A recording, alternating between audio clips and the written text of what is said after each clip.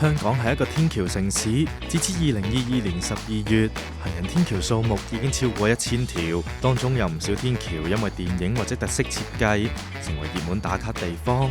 唔講唔知，橫跨長沙灣海盈村同埋海達村嘅天橋，係喺全港公屋中跨度最長嘅行人天橋，長約145米，闊約6米，橫跨西九龍公路同埋連翔道16條行車線。天橋中段缺少支撐，係因為採用拱橋同埋桁架結構，興建嗰陣分別喺兩旁興建2節橋身，用一夜時間全線封閉3號幹線接合。唔講唔知，位於葵盛嘅空中樓梯天橋喺1975年啟用，係居民出入嘅必經之路。天橋每一層都十分纖薄，係用咗石柱設計支撐，令到天橋有浮喺空中嘅錯覺。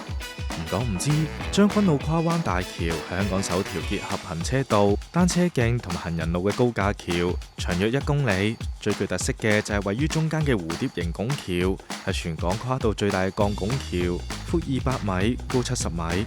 大橋有強風封橋機制，當風速達到每小時25公里嗰陣就會發出警示，40公里嗰陣時就會封閉行人路同埋單車徑。以上嘅行人天橋冷知識係咪唔講唔知呢？